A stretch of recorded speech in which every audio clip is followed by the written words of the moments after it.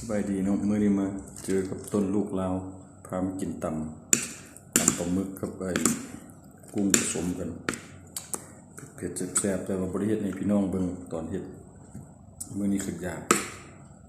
เต็มถาดเลยบ่ฮู้ว่าสิเบิดบ่นี่มีผักกับเล็กๆน้อยๆมาบ่เว้าหลายใหญ่ห่าง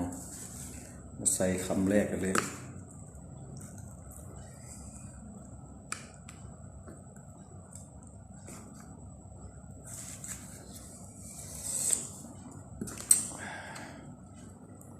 ตำผสมกับแตงแล้วก็ม่วง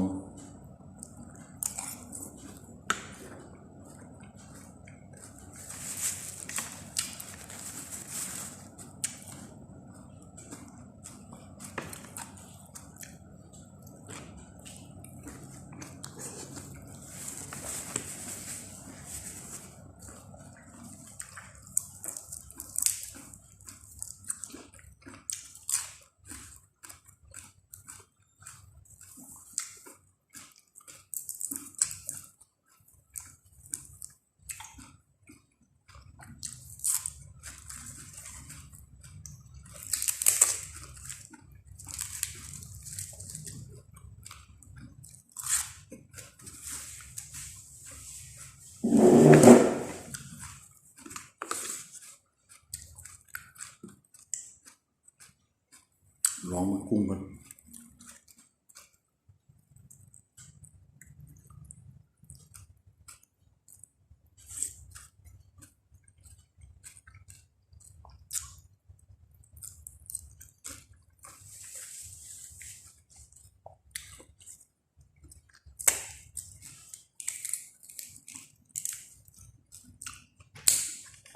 กุ้งสดๆเลยไม่หวานดี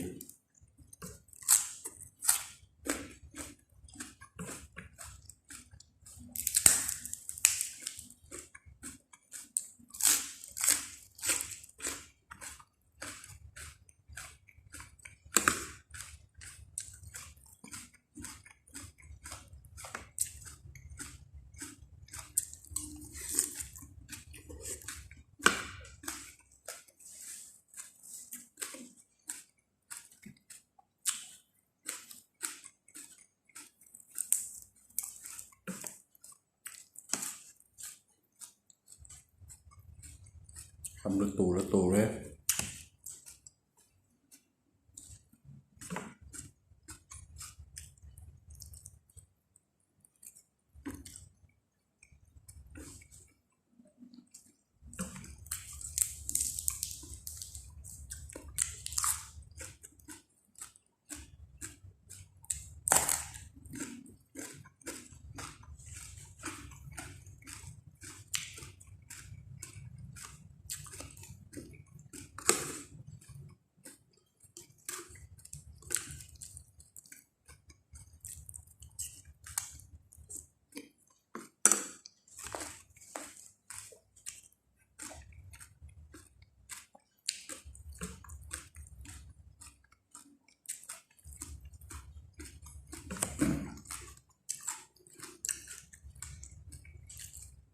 หมึกใส่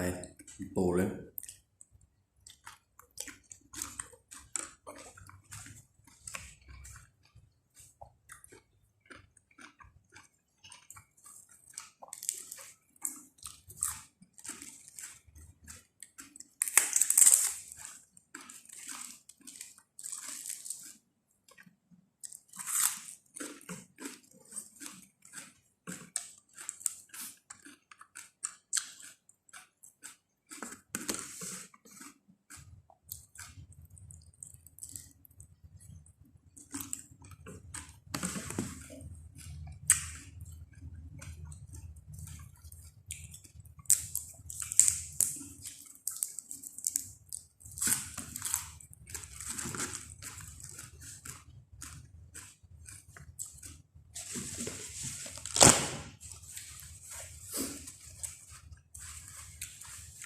โอ้เผ็ดหลายพี่น้อง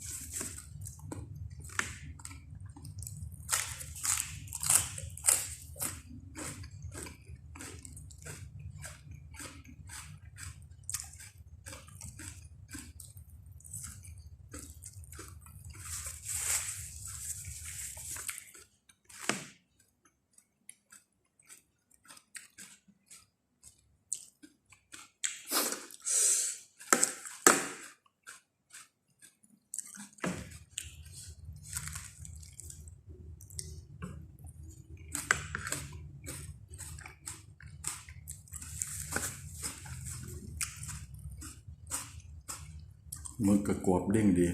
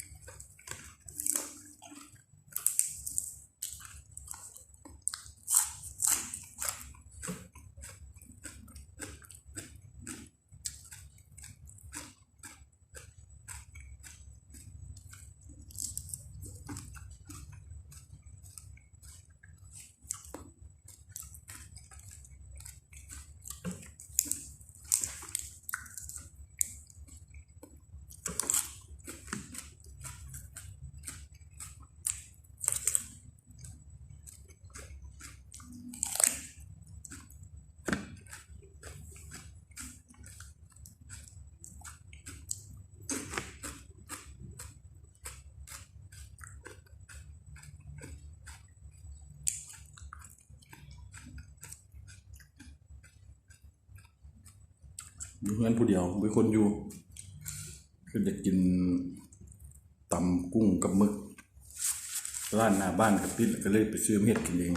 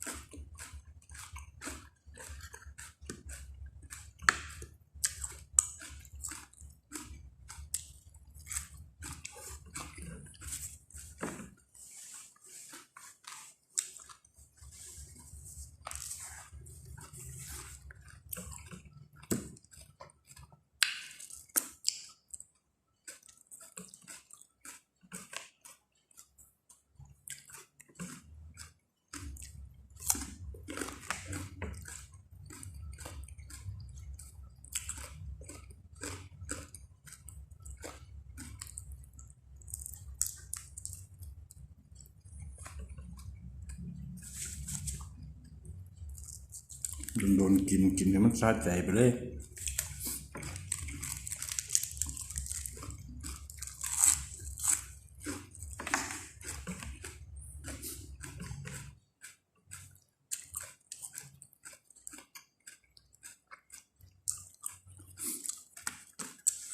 มึกสาย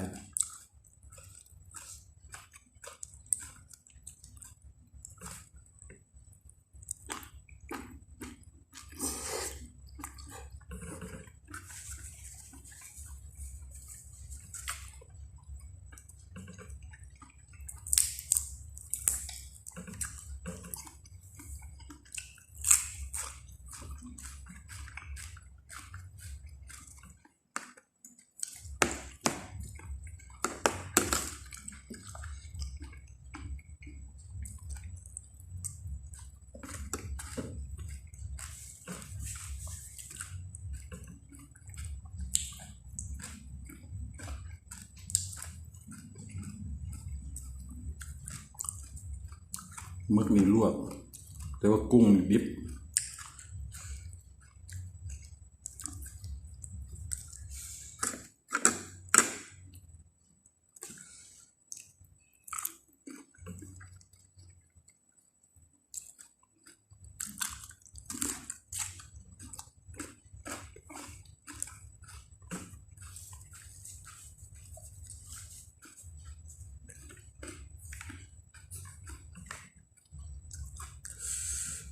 โอ้เผ็ด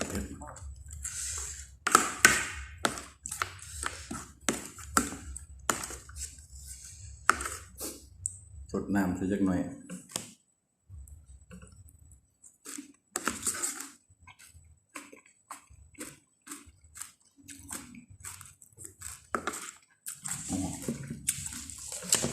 อไหลเหงื่อไหล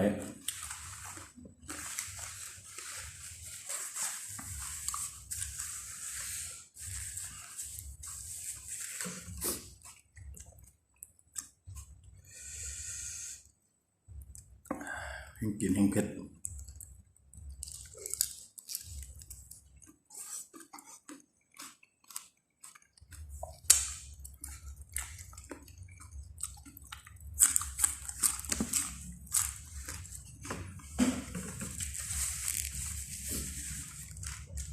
ใส่พริกหลายเกิน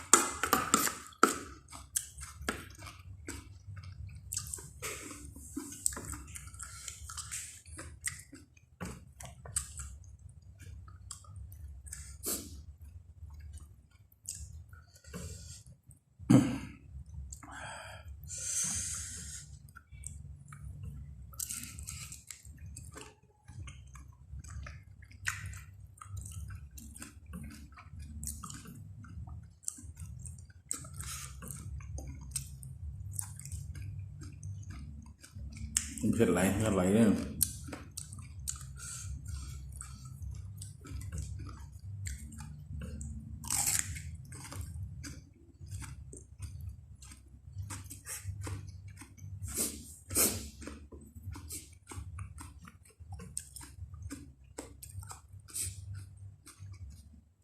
โอ้มันกินทั้งเผ็ดพี่น้องครับ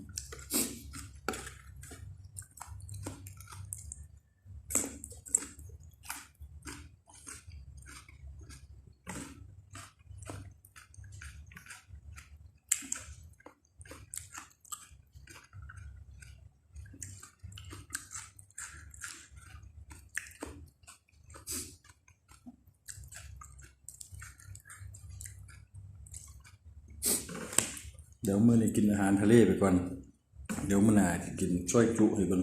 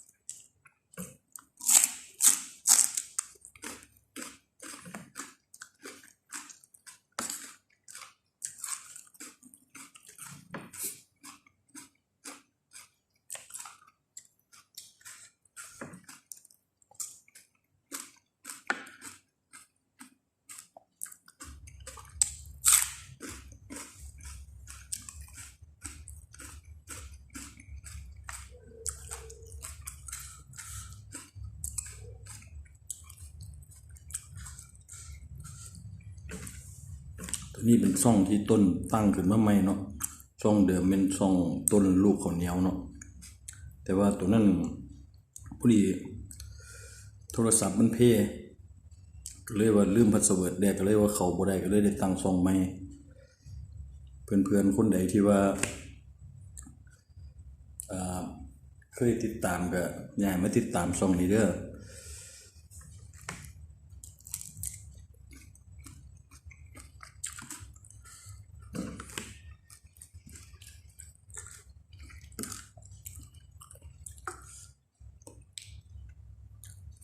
บ่แม่นว่าเฮ็ดเพื่อเอาเงินเอาคำมันหยังดอก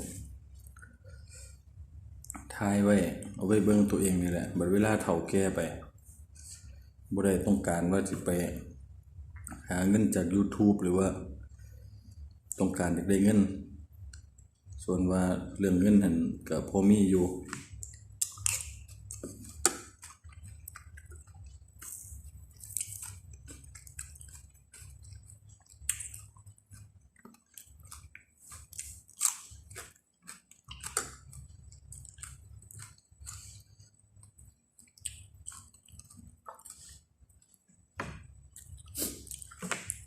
ถ่ายไว้ให้ลูกให้หลานไว้ให้เจ้าของเบิ่งตอนเฒ่า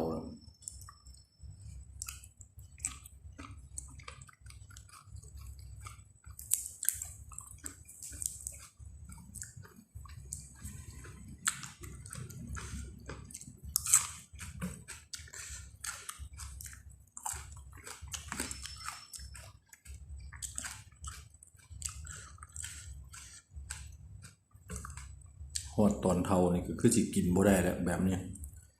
กินเผ็ดก็บ่ได้แล้วจากลูกหลานสิให้กินหยังแหละ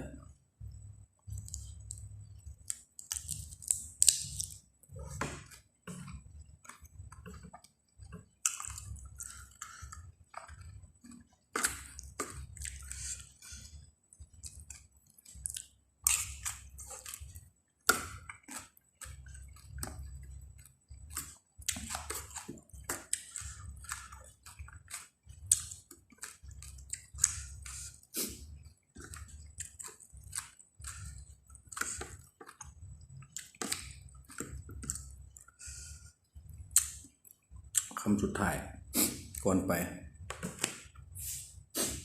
โอ้เผ็ด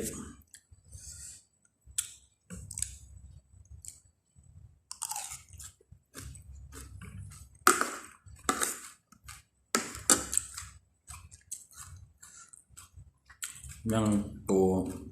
ตครึ่งบ่ไหวแล้วอิ่มแล้ว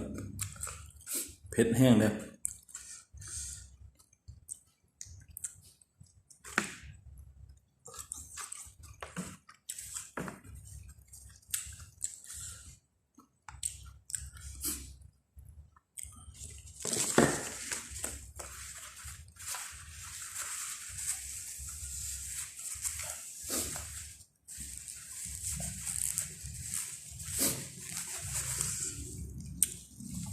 ฝากติดตามช่องใหม่ของตนเด้อมักก็กดไลค์ใช่ก็กดแชร์เนาะอย่าลืมกดSubscribe หรือว่ากดกระดิ่งเนาะเพื่อท่านสิบ่ได้พลาดคลิปดีๆจากต้นเนาะคลิปใหม่ๆดีๆแต่ว่าคลิปนี้ก็เป็นคลิปแรกสิหาเวลาว่างแล้วนะทำคลิปให้พี่น้องได้เบิ่งเรื่อยๆนั่นแหละเอาไว้เบิ่งตัวเองได้แล้วก็เอาให้เพื่อนๆเบิ่งนำกันส่วนว่าผู้ใดที่บ่กินดิบเนาะก็ขอโทษขออภัยนำใบหน้าที่นี้บ่มีการดราม่ากันเนาะมีแต่ว่าผู้ใดมักก็กินเนาะมักไผมักลาวหั่นล่ะคนเอามันบ่คือกันบางคนก็มักดิบบางคนก็มักสุกไผที่ก็บ่กินดิบก็บ่ว่ากันเนาะเอาไว้เท่านี้แล้วกันขอตัวไปอาบน้ำก่อนบัดนี้นะ